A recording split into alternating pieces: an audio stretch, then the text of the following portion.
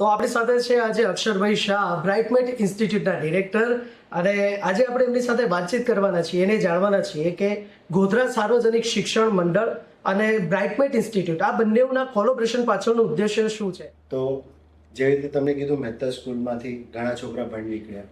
એ ટાઈમે આપણું ભણવાનું સ્તર એવું હતું કે ભાઈ આખા પંચમહાલમાં સૌથી સારી સ્કૂલ કહેવાય તો M&M મહેતા કહેવાય. હવે જે રીતે વર્ષો વીતતા ગયા એવી રીતે ભણવાનું સ્તર, ટીચરોનું ભણાવવાનું સ્તર બધું બદલાતું રહ્યું. તો એ કોમ્પિટિશનમાં કે એ વસ્તુને પરફેક્ટ કરવા માટે અમે કોન્સેપ્ટ સ્કૂલ ઇન્ટ્રોડ્યુસ કરી ગોધરા સાર્વજનિક શિક્ષણ મંડળ જોડે મળીને. પ્લસ બીજું એક કારણ એ પણ હતું કે આ સંસ્થામાં શરદભાઈ શાહ જે હતા એ ઓલમોસ્ટ જે પણ વસ્તુ લાવતા હતા, જે રીતે વ્હાઇટ ઇન્ટરેક્ટિવ બોર્ડ છે, વિડીયો રેકોર્ડેડ લેક્ચર્સ છે, પછી એનિમેશન લેક્ચર્સ છે, આ બધું આખા ગુજરાતમાં સૌ પ્રથમ અહીંયા ગોધરામાં આપણી સ્કૂલોમાં ચાલુ થયું. અને ગોધરામાં કોન્સેપ્ટ સ્કૂલ નામની કોઈ વસ્તુ હતી નહીં પહેલાંથી. એકચ્યુઅલ કોન્સેપ્ટ સ્કૂલ જે સ્કૂલમાં જ ચાલી.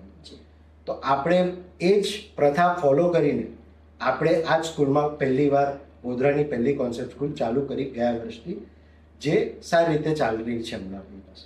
ટૂંકમાં કોન્સેપ્ટ સ્કૂલિંગ માટે હવે લોકોએ ગોધરા બહાર જવાની જરૂરત નહીં પડે, કારણ કે આપણને આ ફેસિલિટીઝ હવે ગોધરામાં જ મળી રહે છે બીકોઝ ઓફ ગોધરા સાર્વજનિક શિક્ષણ મંડળ. સો બ્રાઇટમેટ ઇન્સ્ટિટ્યૂટની આ સફર છે એ કેવી રીતે તમે શરૂ કરી અને એમાં કઈ કઈ વસ્તુઓ અને ચેલેન્જીસ ફેસ કર્યા? હવે બ્રાઇટમેટ ઇન્સ્ટિટ્યૂટ એમ જોવા જઈએ તો ચાલુ થયું 2023થી, પણ એની મૂળ સ્ટોરી ચાલુ થાય 2020થી. ઓકે. 2020માં આપણે કંપનીનું રજિસ્ટ્રેશન કર્યું, જે બ્રાઇટમેટ એડ્યુટેક તરીકે પહેલું આપણું રજિસ્ટ્રેશન થયું. બરાબર. અમે એ ટાઈમે કોરોના કાળ ચાલતો હતો એઝ યુ નો, તો કોઈ સ્કૂલ કે કોઈ ઇન્સ્ટિટ્યૂટ પગ પણ મૂકવા નથી દેતી આપણને.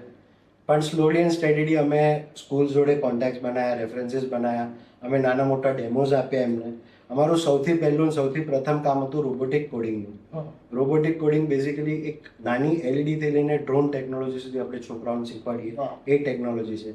કોડિંગમાં નાના મોટા એપ્લિકેશન, જે રીતે આપણે કેલ્ક્યુલેટર વાપરીએ છીએ એ પણ એક એપ્લિકેશન છે જે આપણે છોકરાઓને બનાવતા શીખવાડીએ છીએ. આપણે જૂના ફોનમાં યાદ છે સ્નેક્સ રમતા હતા, એવી પણ ગેમ્સ આપણે છોકરાઓને કોડિંગમાં શીખવાડીએ છીએ.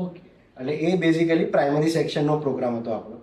અને જ્યારે ત્યારે આપણે બ્રાઇટમેટ એડ્યુટેક ચાલુ કરેલું, પહેલો હેતુ આપણો હતો કોચિંગ ઇન્સ્ટિટ્યૂટનો, પણ એ ટાઈમે ચાલતું નહોતું. એટલે આપણે આ વર્ષ પર ગયા હતા કે જ્યાં છોકરાઓને એક એન્ટરટેનમેન્ટ પણ મળે, પ્લસ એમને શીખવા પણ મળે. અને નવી ટેકનોલોજી જે કહીએ છીએ આપણે, આવતા 15, 20 વર્ષ, 30 વર્ષ સુધી રોબોટિક્સ ને કોડિંગનો એક જમાનો છે કે જે બદલાવાનો નથી. હવે બીજું એક વાત મેં એ પણ સાંભળી છે કે બ્રાઇટમેટ ઇન્સ્ટિટ્યૂટ છે એની અંદર ઘણા બધા વિદ્યાર્થીઓ એડમિશન લેવાનું પસંદ કરતા હોય છે, તો એની પાછળનો શું રાઝ છે એ થોડુંક જણાવશો?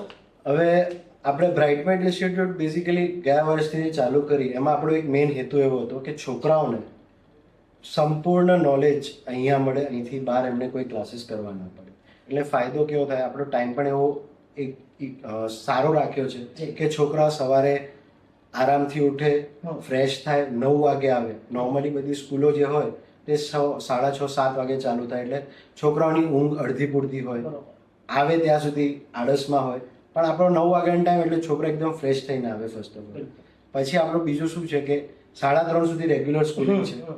ત્યારબાદ આપણી પાસે 1.5 કલાકનો સમય છોકરાઓને એવો આપ્યો છે કે એમનો દિવસનું જે ભણ્યું છે એમાં કોઈ પણ ડાઉટ હોય એને એ દિવસે ક્લિયર આઉટ કરે ટીચર્સ જોડે. અને એવું નથી કે બધા ક્લાસની સામે, 1-on-1 ટીચરને જેમ કે સર મને આ નથી આવડ્યું, મને સમજાવો, તો એ 1-on-1 પણ ટીચર એમને સમજાવશે. અને આપણે એ જ હેતુ રાખ્યું છે કે કોઈ પણ છોકરો અગર થોડું પણ હેઝિટેટ કરતો હોય, એને કોઈ પણ જાતની શરમ આવતી હોય, તો એ બેરિયર તોડીને ટીચરને 1-on-1 પણ પૂછી શકે. આપણે એ હેતુથી ચાલીએ છીએ.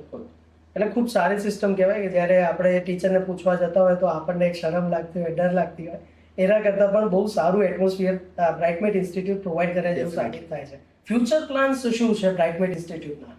ફ્યુચર પ્લાન્સમાં તો બેઝિકલી કેવું છે કે લાસ્ટ યર અમે જ્યારે ચાલુ કરેલું ત્યારે 6 થી 12 ઇંગ્લિશ ગુજરાતી ચાલુ કરેલું.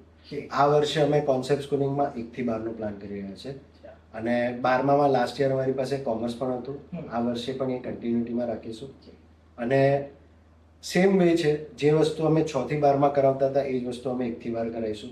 એની સિવાય અમે પોતે આ વર્ષથી પ્રી સ્કૂલ ચાલુ કરી રહ્યા છે, જેમાં પ્લે સ્કૂલથી લઈને જુનિયર KG, સિનિયર KG બધું આવી જશે.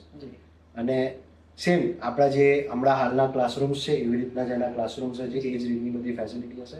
અને કાઉન્ટ એવી રીતે રાખ્યો છે કે સ્ટુડન્ટ કાઉન્ટ આપણે 30 થી 40 થી વધારે નહીં લઈએ. એટલે કેવું કે વન ઓન વન કેર છોકરાનું જે થાય ને એ રીતનો આપણે પ્રોસેસ રહેશે.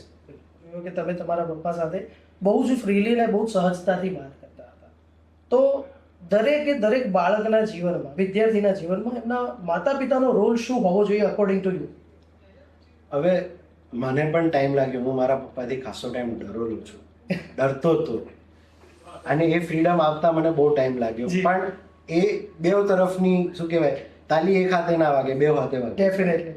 એટલે પેરેન્ટ્સનો પણ એક મોટો રોલ આવે છે કે છોકરાઓને સમજવું પડે, છોકરાની લાઈફમાં એમનો શું રોલ છે એ એમને સમજીને એમને સમજાવવું પડે. અમે લાસ્ટ યરમાં બહુ ફેસ કર્યું કે જ્યારે પેરેન્ટ્સ આવે છે પીટીએમમાં તો એ બેઝિકલી એવું જ કહે છે તમારા ઉપર બધું છે, તમે જ કરાવો. તો એ પોસિબલ નથી. છોકરો આપણી પાસે અહીંયા કેટલા કલાક રહે છે? 8 કલાક મેક્સિમમ. બાકી most of the time parents જોડે. તો પેરેન્ટ્સનો પણ એક શું કહેવાય સપોર્ટ રોલ છે એમની લાઈફમાં કે ભાઈ 8 કલાક તમે સ્કૂલમાં ભણ્યા સપોઝિંગલી, તો બાકીના 4 કલાક કે 5 કલાક તમારે પણ ધ્યાન રાખવું પડે કે છોકરું કરે છે શું કરે. જ્યાં સુધી એ કશું નહીં જોઈ શકે ત્યારે અમને પણ કશું બેનિફિટ નહીં મળે કે એનું ભણાયેલું એમના દિમાગમાં બરાબર પહોંચ્યું કે નહીં. અને અમારો ફર્સ્ટ ડે થી મોટો હતો જ્યારે અમે ચાલુ કર્યું ત્યારે પેરેન્ટ્સ આવે, કાઉન્સેલિંગ થતું હતું, જે પણ થતું હતું, ત્યારે અમે પેરેન્ટ્સને એક જ વસ્તુ રિક્વેસ્ટ કરી, અમે મેડમ સર 90% અમે ઉજવી લઈશું છોકરાનું ભણવાનું, 10% અમે રિક્વેસ્ટ કરીએ છીએ કે ભાઈ તમે ધ્યાન આપજો કે ઘરે એનું પરફોર્મન્સ બરાબર થાય. એટલે ઘરે જઈને રિવિઝન કરવું પડે એટલું જ જરૂરી છે.